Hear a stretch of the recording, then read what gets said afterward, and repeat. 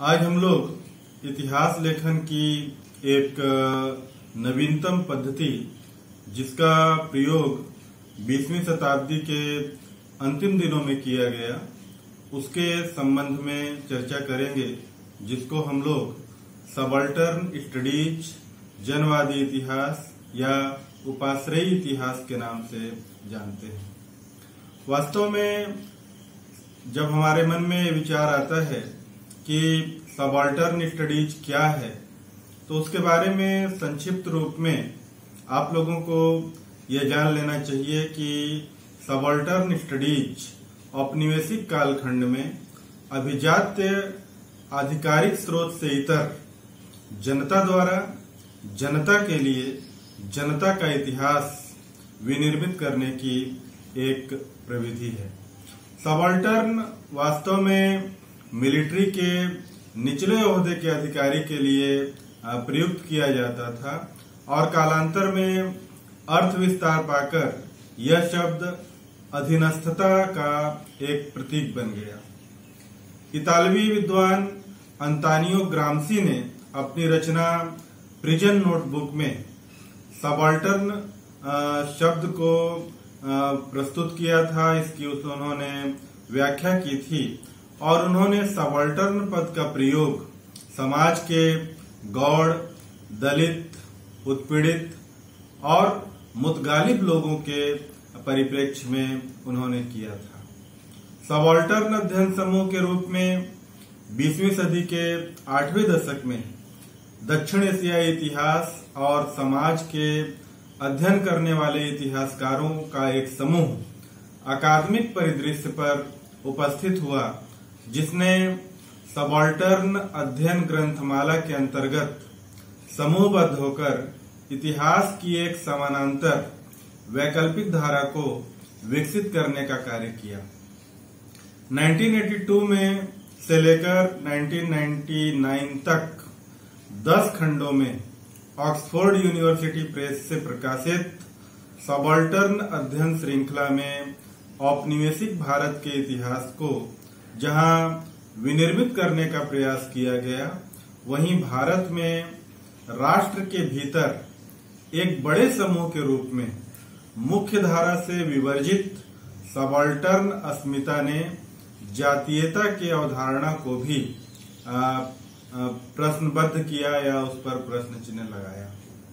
Subaltern अध्ययन में लोकवृत्त के माध्यम से इतिहास के अनजाने अनदेखे सत्य को जानने समझने का एक तरह से प्रयास किया गया और ये माना गया कि लोक कथा, लोकगीत और लोक स्मृतियां भी पारंपरिक इतिहास लेखन के समानांतर विवर्जित धारा को विकसित करने और निम्न जन के कर्म और चेतना तक पहुंचने का एक माध्यम हो सकती है।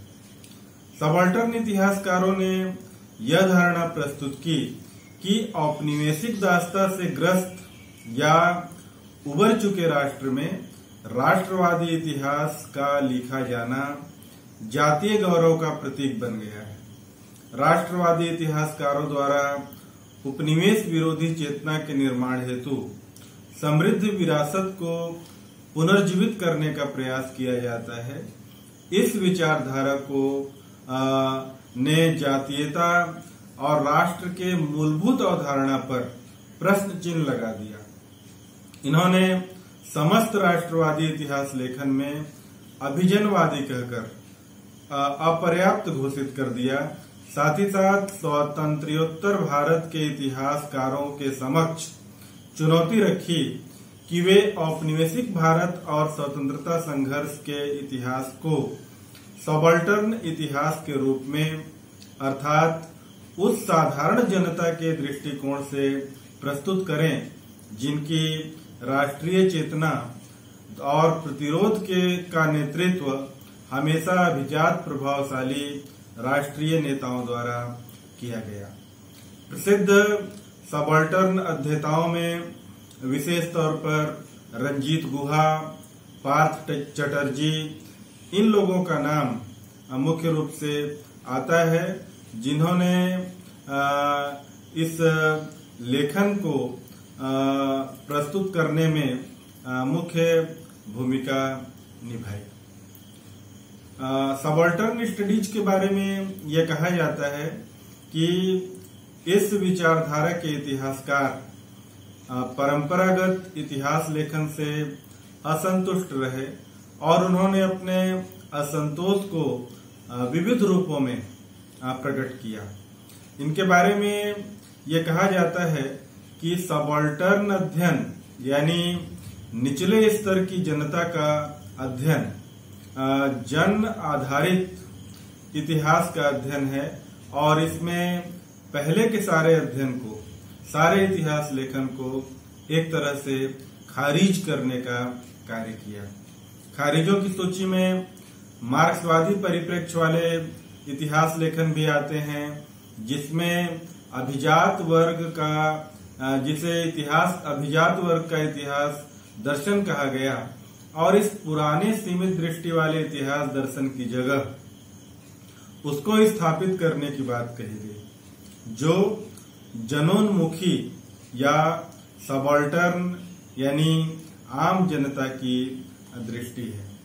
जिस राष्ट्र के हम नागरिक हैं वह भारत अपने भौगोलिक, राजनैतिक, सामाजिक और धारणात्मक प्रतिरूप में हमेशा से ही मौजूद नहीं था। राष्ट्र निर्माण एक ऐतिहासिक रचना है। दुनिया का कोई भी राष्ट्र चिरकाल से ही बना बनाया नहीं पाया गया है। किसी भी राष्ट्र की उत्पत्ति इतिहास के अहाते के बाहर नहीं हुई है। हालांकि हर राष्ट्र अपने को परिपक्व, अंतर्यामी और ज्ञानी के रूप में प्रस्तुत करने का दम भरता है और देशों की तरह ही भारत के राष्ट्र निर्माण कार्य में भी विभिन्न प्रवृत्तियां, विभिन्न विचारधाराएं, विभिन्न प्रयास आपस में टकराए। कुछ तत्कालिक तौर पर विजयी हुए और कुछ छोटे या फिर लंबे अरसे के लिए परास्त हुए। लेकिन हमारी राष्ट्र निर्माण क्रिया पर इस द्वंद्व की छाप रही और आज भी है, जैसे कि प्रत्येक राष्ट्र के निर्माण पर रही है। कुछ ऐसे ख्यालों को लेकर सबाल्टर्न स्टडीज या निम्न वर्गीय प्रसंग के लेखन का कार्य आरंभ हुआ। कहना न होगा कि शुरू से ही हमारा ध्यान जनता की क्रियात्मक भूमिका की ओर आकृष्ट हुआ। किसी भी समुदाय या समाज के गठन में और इसमें राष्ट्र की भी गिनती होती है। केवल अभिजात वर्ग का हाथ नहीं होता। अगर जमींदार की शानो शौकत है तो उसके लिए आसामी जरूरी है और लोकप्रिय राष्ट्रवादी नेताओं के लिए साधारण जनता की भी उतनी ही आवश्यकता है।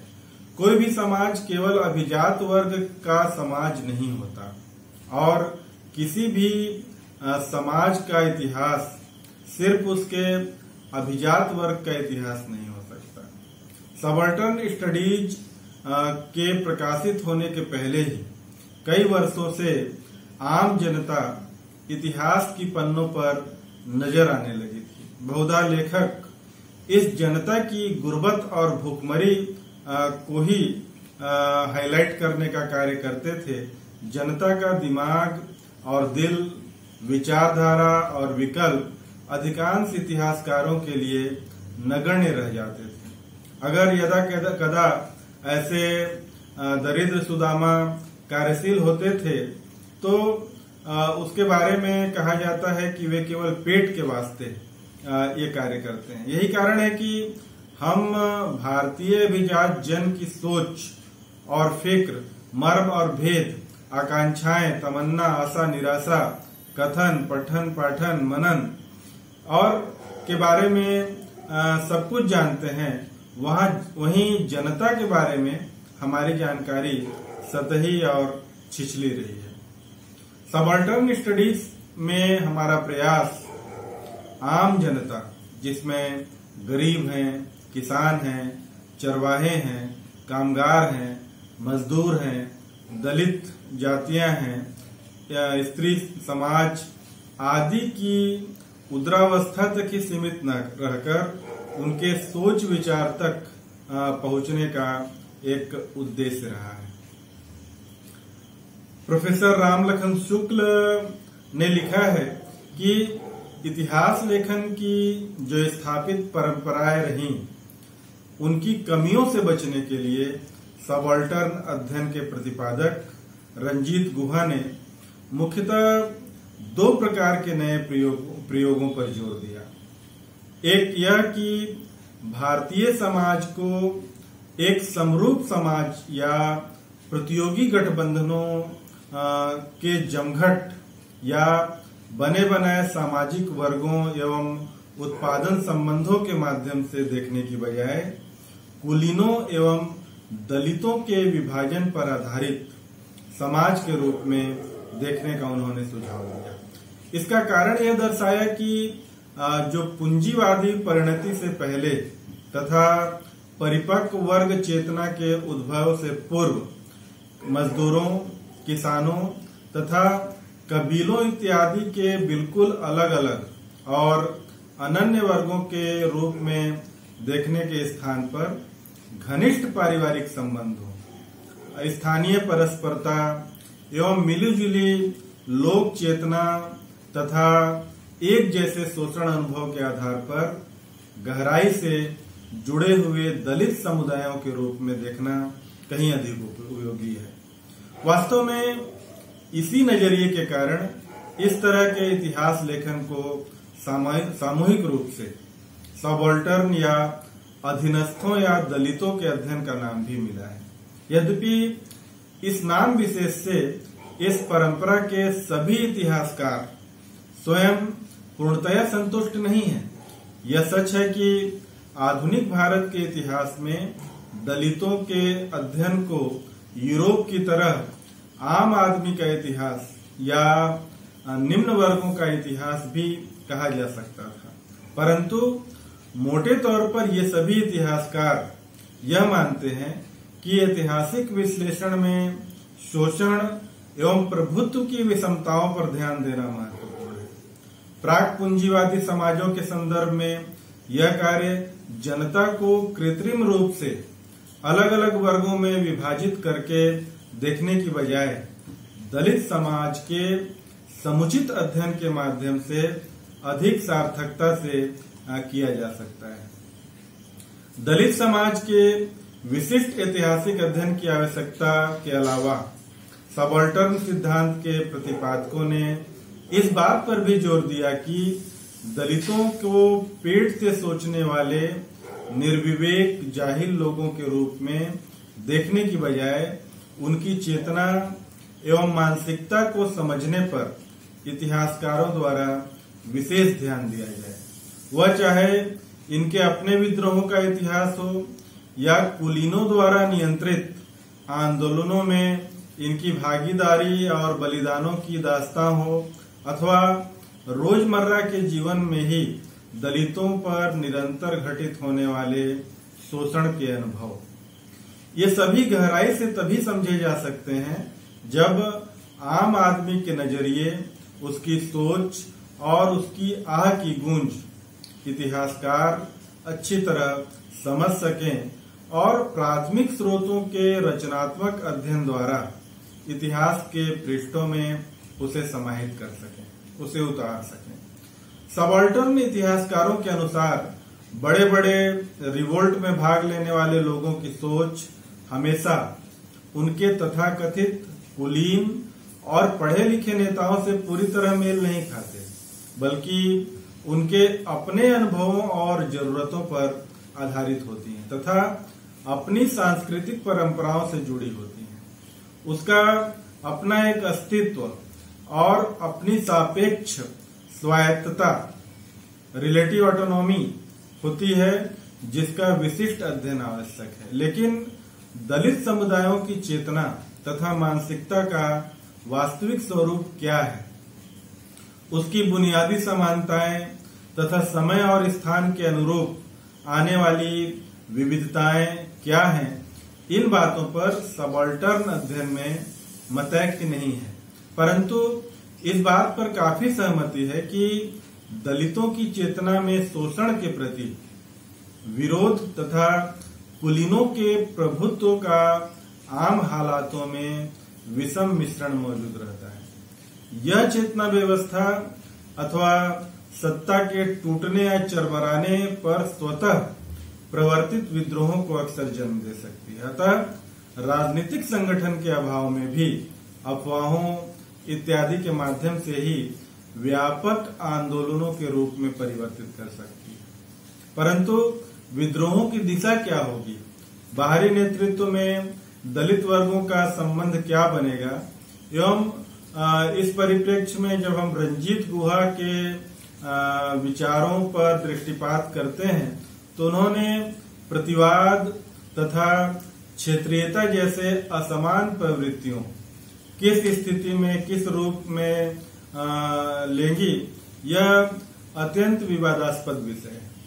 पर एक अन्य समस्या दलितों की चेतना के अध्ययन की विधि या शोध पद्धति की है। स्पष्ट है कि दलित समुदायों की चेतना के अध्ययन को व्यवहारिक रूप देने के लिए इतिहास के प्राथमिक स्रोतों को नए नजरिए से देखना अत्यंत आवश्यक है।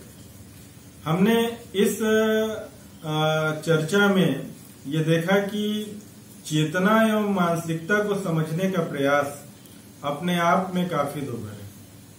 फिर अतीत के समाजों की मानसिकता की कल्पना करना और उन पर उन शोषित अनपढ़ लोगों की मानसिकता की जो खुद कुछ लिख कर न छोड़ सके और जिसके बारे में अक्सर सहानुभूतिहीन कुलीनों द्वारा रचे गए स्रोतों से ही हमें यदा कदा कुछ जानकारी मिलती है। ऐसे वर्गों की सोच आज कल्पना कर पाना तो शायद और भी दुर्लभ होगा, परंतु सबाल्टर्न के इतिहासकारों ने इसी चुनौती को अपने शोध केंद्र का बिंदु बनाया है और इस महान उद्देश्य के लिए इन इतिहासकारों द्वारा जो शोध पद्धति अपनाई गई वह शैली काफी डिस्प्यूटेड रही। जो इतिहास शोषण और दमन की अनुभूति को अपना केंद्र बिंदु बनाना चाहता हो उसके पन्नों में शायद शब्दाडंबर, अतिशयोक्ति तथा क्लिष्टता की नहीं बल्कि इंसानों के पसीने और उसकी मिट्टी की सीधी और सच्ची छवि का छलकना ही अधिक स्वाभाविक लगेगा। परंतु भारतीय इतिहास लेखन के तथाकथित कुलीन दृष्टिकोणों का परिहास करने वाले सबाल्टर्न इतिहासकारों ने शायद इस सरल से सत्य को आत्मसात नहीं किया। यही कारण है कि सहायक स्रोतों के आधार पर विदेशों से ही भारतीय दलितों को समझने का उनका दावा कुछ कम कुलीन प्रतीत नहीं होता। परंतु शोध पद्धति तथा शैली के अलावा सबाल्टर्न अध्ययन की अन्य मूल अवधारणाओं को भी इतिहासकारों ने जोरदार आलोचना की है।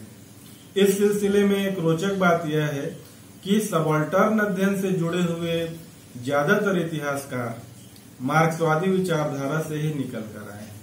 स्वभावतः उनकी आलोचना में भी मार्क्सवादी इतिहासकारों का स्वर ही सबसे अधिक मुखरित रहा। इस आलोचना के मुख्य आयामों का संक्षिप्त उल्लेख अगर हम करना चाहें तो मुख्य तौर पर 4 मुद्दे हमें दिखलाई पड़ते हैं जिनमें दलित, चेतना, स्वायत्तता तथा संगठन मुख्य रूप से हमारे सामने आते हैं। सबाल्टर्न अध्ययन के खिलाफ पहली आपत्ति यह उठाई गई है कि इस अध्ययन के केंद्र बिंदु अर्थात सबाल्टर्न शब्द की अवधारणा ही मूलतः भ्रामक है। समाज को सुपरिभाषित वर्गों के अंतर्विरोधों के माध्यम से देखने की बजाय कुलीन तथा दलित जैसे अस्पष्ट और बहुप्रयोजक समूहों के माध्यम से देखना ऐतिहासिक विश्लेषण को सुगम बनाने की बजाय और भी दुर्गम बना सकता है। यह बात विशेष रूप से ध्यान देने योग्य इसलिए भी है कि सबाल्टर्न इतिहासकार न केवल शोषित किसानों, फैक्ट्री मजदूरों तथा जंगलों में रहने वाले, कबीलों में रहने वाले, यहाँ तक कि महिलाओं, निचले दर्जे के सरकारी कर्मचारियों इत्यादि को एक ही परिभाषा के घेरे में लाना चाहते हैं या देखना चाहते हैं। इसके अलावा यदि सॉबल्टर्न की कल्पना शोषण तथा दमन के आधार पर ही की जाए तो यह कहना शायद और भी मुश्किल हो जाएगा कि कौन से समूह वास्तव में शोषक हैं और कौन से समूह वास्तव में शोषित हैं, क्योंकि एक समुदाय की स्थिति में वह शोषक भी हो सकता है और एक दूसरी स्थिति में शोषित भी हो सकता है। इस समाज को आसानी से अलग किए जाने वाले कुलीन और दलित समूहों में बांटकर देखना शायद संभव नहीं, परंतु इस आलोचना को आलोचना के रूप में लेने की बजाय सबाल्टर्न अध्ययन के कुछ विचारकों ने अपने नजरिया को सही साबित करने के रूप में लिया है। उनका कहना है कि उन्होंने दलितों से अभिप्राय प्रचलित अर्थ में किसी विशिष्ट समूह से लेने की बजाय मात्र एक बहुआयामी और बदलते हुए शक्ति संबंध से ही माना है, जिनके सामाजिक और मानसिक आयामों को इतिहास के अलग अलग चरणों में निरूपित करना ही सबाल्टर्न अध्ययन का ध्येय समझा गया। तर्क के दृष्टिकोण से यह प्रकरण उचित हो सकता है, परंतु ऐतिहासिक विश्लेषण में इसकी उपयोगिता कितनी होगी यह शायद अभी प्रमाणित नहीं हो पाया है। व्यवहार में तो सबाल्टर्न के ज्यादातर इतिहासकार वास्तव में दलित का अभिप्राय एक शक्ति संबंध के रूप में लेने के बजाय अधिकतर रूढ़ अर्थों में तथा जाने माने सामाजिक वर्गों अथवा इन वर्गों के विभिन्न प्रकार के गठबंधनों से ही लगाते रहे हैं। सबाल्टर्न अध्ययन के विरुद्ध मार्क्सवादी दृष्टिकोण से ही दूसरी मुख्य आपत्ति यह उठाई गई है कि इस परंपरा के इतिहासकारों ने दलितों के आर्थिक परिवेश के स्थान पर उनकी चेतना को अत्यधिक महत्व देकर जिसे उस आदर्शवाद को फिर से स्थापित करने की चेष्टा की है जिसे मार्क्स अपने ऐतिहासिक विश्लेषण में पहले ही धराशायी कर चुके थे। परंतु यहाँ शायद यह स्मरण रखना जरूरी है कि